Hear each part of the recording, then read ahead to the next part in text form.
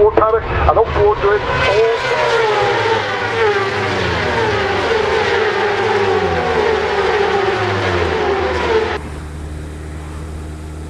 Well, hello everybody, it's Suffolk Andy here. And sort of funny old day in Suffolk today. Doesn't know what I want to do as usual at the moment. Sort of not blue skies, but sort of overcast and whatever. Anyway, here we are in Suffolk. Just riding along. My local football club is playing at home today, Ipswich. That's why all the traffic is going the other way, because they're all going into town, silly buggers. But there you go. Yeah, so I thought, why not? Let's get out. Mrs. P has gone out today. She's gone out Christmas shopping to another town a few miles away. And I got the day to myself, which is pretty good. So I thought, let's get the old bike out, have a little run, make a little vlog. So that's what I'm going to do. Well, I think the last one I put up with the two car incidents brought in quite a response, quite a big response really. And I think most people thought the first one, the guy was being a complete and utter friggin' knob. And I agree with him, he was. I think if you watch the vlog very carefully, you'll see that he does take off very quickly from the roundabout. And if you can hear my bike, you can hear the engine revving up as I sort of take after him. And he did sort of put a good speed up. And then all of a sudden you'll hear, woof, as he just dropped his speed completely when he realised I was behind him. Why? Don't know. Watched it several times. Maybe I should have given him a little bit more leeway to overtake the car, but it's pretty obvious he weren't going to do it. The other car was pulling away, so that's why I undercut him and smoked him. The second one, I actually just put it up, as I said on that vlog, that just to show car drivers that you've got to be aware of bikes and them sort of situations. You know, we see them situations, us bikers, all the time. You know, some people said, oh, you know, you should see them all the time. Well, I do, and I know that, but that was actually put up, if you listen, to just show drivers really that you've got to be aware of us folk on our bikes. So there, that's what I'm going to say about that one. Just made a 2.5 minute little clip of my mic where it is in my crash helmet and my pin lock. I'll be putting that up. Got soaked by a car, following a car, and they decided to clean the windscreens, which they're entitled to. They didn't think I was behind them, and I think more water went over the top of the car and got me. So I had to stop and clean my visor. It was bloody filthy. I knew the camera would have got soaked as well. So anyway, let's get on today. What should we talk about? Well, seems to me you folks, you like ghost stories. Ghosties I call them, don't I? Well, I'm going to tell you a ghost story now. And I know this is true because I was there. I was at the actual place this happened. I actually witnessed this and I took part in this. So here we go. There was a lady who had a very, very abusive neighbour. Okay? And he was very abusive over many, many years. He used to shout obscenities at her.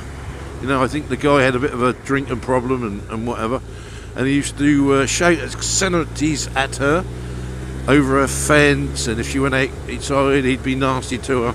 And this went on for years and years and years. Well, the guy's health deteriorated because his drinking was getting the better of him and whatever, his lifestyle. And she knew he was getting sort of quite ill. Well, one morning she got up and she opened her curtains, and outside was the private ambulance. And you know what the private ambulance means?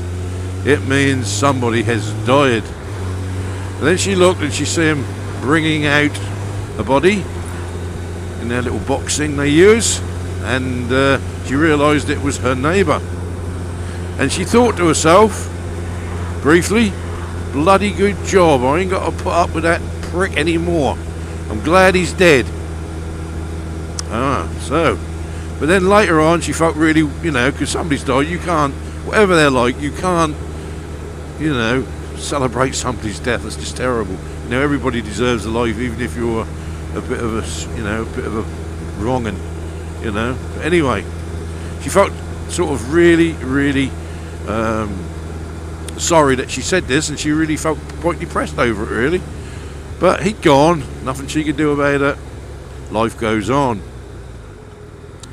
Anyway, a few weeks later, strange things start happening in their house.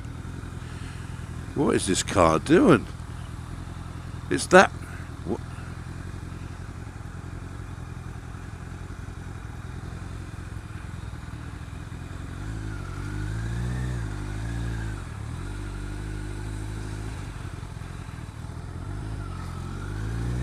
What a friggin' knob. Just sitting in the middle of the road. Not going anywhere. Shitting herself over the cars. But anyway. Yeah, a few weeks later, things started to go awry in her house. She'd find things moved about. Ornament here moved a little bit, and bits and pieces, And this sort of continued for quite a while. And things slowly got worse and worse, to the point where she'd come down and things would be thrown on the floor. And she started to really worry then. It started to worry the woman. And it got so bad in the end, things were being thrown about the room. She'd come down in the morning, she had some ornaments on the sideboard there or something, and the next day they're on the other bloody side of the room on the floor. Well, this started to worry her, which would worry anybody. So anyway, and I will tell you why I was involved after I tell you the story, so I hope you can follow this. Certain people were called in to help her out with this problem, I being one. Anyway, she told us the story about her neighbour and everything else, and you could actually feel a bit of a presence in this house. The house didn't feel sort of light and airy. It felt a bit sort of depressed and a bit gloomy. And even though the house was very nicely decorated, it wasn't a tip or anything like that. The woman kept it spick and span.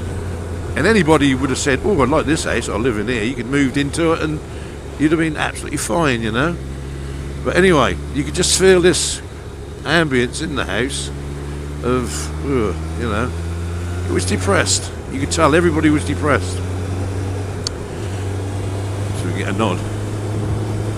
Well, I don't know if we did. So everybody, you felt really depressed over it. So anyway, the people who were called in decided that, yes, it was this neighbour was wreaking his revenge on this woman in her house. So they decided to send him over to the spirit world.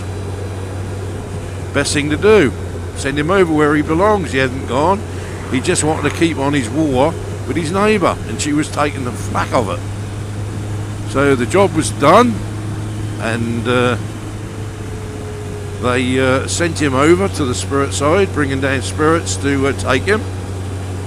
And the other thing I should tell you is that there was two people who were her other neighbours, because that was like a terraced house, her other neighbours, who none of us knew at all.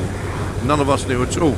So they were in the room as well. So there was 4 people with me, the lady and the guy who lived in the house, and 2 others. Now, when this guy was sent over to the spirit world, you could clearly hear him shouting and effing and blinding that he didn't want to go. He wanted to stay. And you could clearly hear that as he was taken. Now after it was done, you could instantly feel a nice ambience in the house. It was ever so calm and peaceful and whatever. Well, the 2 people who were witnesses in this, her neighbours, and the lady and the guy who lived there, turned around and said, "Did you hear that effing and blinding, that swearing? There was a man swearing," and it just faded away. And we all said, "Oh yeah, he didn't want to go." And that is a true story of an encounter with a spirit that didn't want to go over. It just wanted to torment its neighbour, which it had been doing for years. Anyway, then you're going to say, what the hell are you doing in there, Andy? I'm going to say this, and it might, I know there's lots of skeptics out there and people who don't believe in the paranormal or spiritualism or whatever. I am a spiritual medium. That's what I do. It's a gift that I've got, a gift that I was given, and I do use that gift. At one time I used to be very busy on the spiritual side of churches and stuff like that. I'm not so much now. I'm sort of pulled back, so I pull back from a lot of stuff at the moment. And I have the ability to tune into people who have passed over. And I've been doing that for a number of years. And before anybody goes on any further or criticises me, and I can tell you this with a hand on my heart, I don't make no money out of it. I never have, and I never will. I always believed it was a gift given to me, and I shouldn't exploit it. Some of them do, some of them make loads of money, you see them all the time. But this guy will not exploit it, don't want it. I just help people out when I can. And for the skeptics as well, it's, I can see where you're coming from, and I respect your views, there's no doubt about that. And all I can say to you is, if I thought for 1 minute, if you knew me, if you really, really knew me, you would know that the sort of guy I am. And all I would say is, if I had this ability and I took the advantage out of, folk who are at a vulnerable time in their lives, and a lot of people are, I'd be nothing better. Well, what could I be? Something really bad. I can't think of the word. I would be horrendous. But I don't. I take no advantage out of anybody, and I make no money out of it. I don't try and make money out of it, but I will help people out if I can with their problems with bereavement or stuff like that. So there you go, I've got it out now. I don't know if I'm going to put this on YouTube. I don't know. I'm going to really seriously think about this, but I might. And if I do, it's not so. It's like an ego thing. I have no ego on this. I have no ego on this whatsoever. It's just a thing that I know a lot of people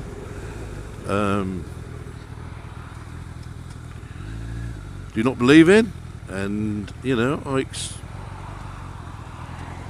can accept that, But anyway, it's a vast subject. It's huge. We could talk for hours and hours and hours over it, all the different bits and pieces,